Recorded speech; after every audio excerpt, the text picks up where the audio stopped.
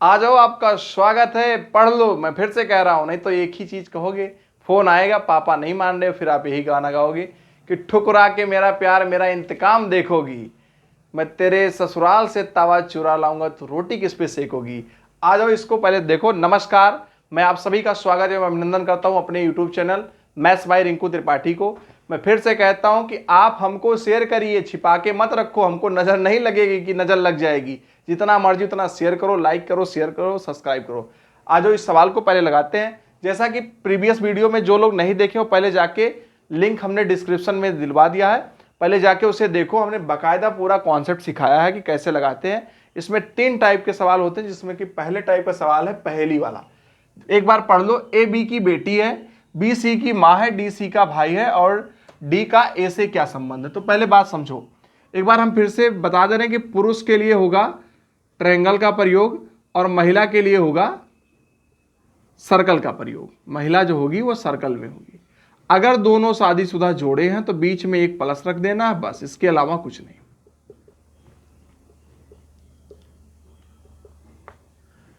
पहली लाइन है A B की बेटी है, यहीं तक पढ़ो।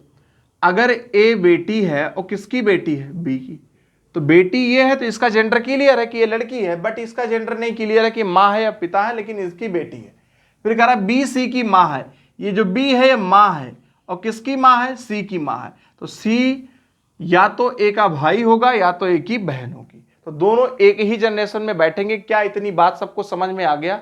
तो आप बोलेंगे जी सर एकदम करेक्ट।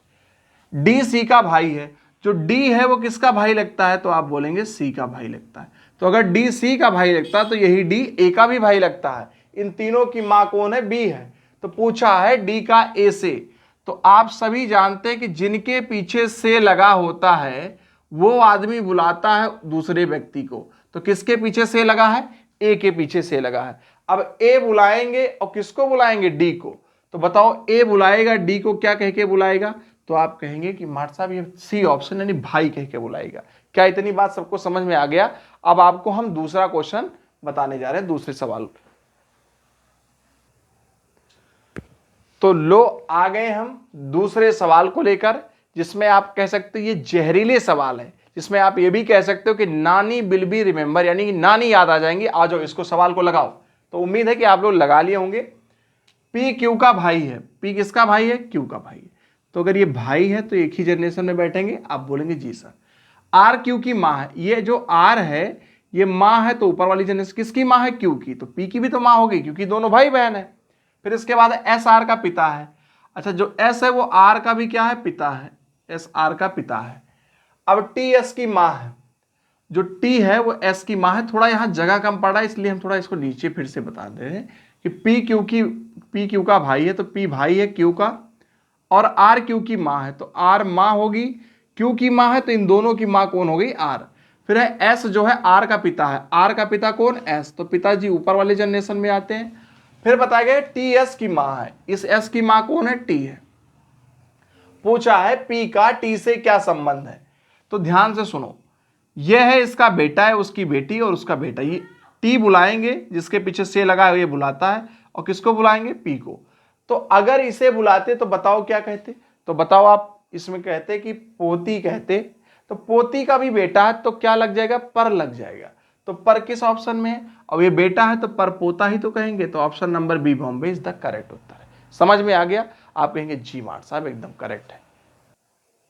तो अगला सवाल आपके खिदमत में फिर से पेश है, और उम्मीद है कि आप वीडियो को रोक करके कहीं और टाइपिंग ना करके सीधा इसे लगाए होंगे। कहीं और टाइपिंग, बाबू इधर देखो, इधर ध्यान दो, इधर ध्यान दीजिए, लगाइए सवाल को। देखो इसमें लिखा है एक्स वाई का भाई है, तो एक्स और वाई क्या है, भाई भाई है, दोनों क्या है, भाई भाई। फिर कह रहा है आर वाई का पिता है, तो जब ये दोनों भाई हैं तो आर अगर इनके पापा हैं तो कह सकते हो दोनों के पिताजी कौन है, आर ही तो होंगे। फिर कह रहा है एस टी का भाई है।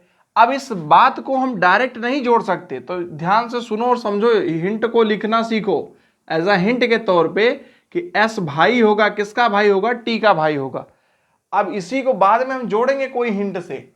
और एक्स का मामा है, तो बताओ और शब्द किसके लिए आता है, रिवीजन करो एक बार। पहली क्लास में हमने बताया था कि लेकिन, बट, परंतु, किंतु और किसके लिए, पहले व्यक्ति के लिए।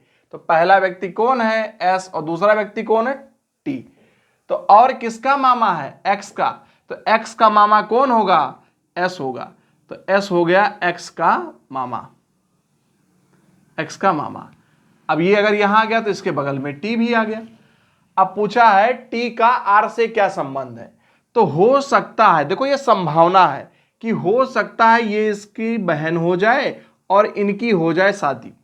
पहली पॉसिबिलिटी ये है कि हो सकता है ये इसकी बहन हो जाए और इनकी हो जाए शादी। तो आर इसे क्या कह के बुलाएंगे अकॉर्डिंग टू ऑप्शन? क्या बी बॉम्बे पत्नी आएगा कि नहीं आएगा? लेकिन ये कंफर्म नहीं है कि ये बहन है, भाई भी तो हो सकता है। तो इसको हम दोबारा पॉसिबिलिटी से दोनों तरीके से बता दे रहे हैं, दोनों आप समझ लो कि एक्स और वाई भाई भाई हैं और आर जो है वाई का पिता लगता है, तो इन दोनों का पिता। फिर लिखा था एस टी का भाई और एक्स का मामा लगता है। एक्स का क्या लगता है? मामा लगता है।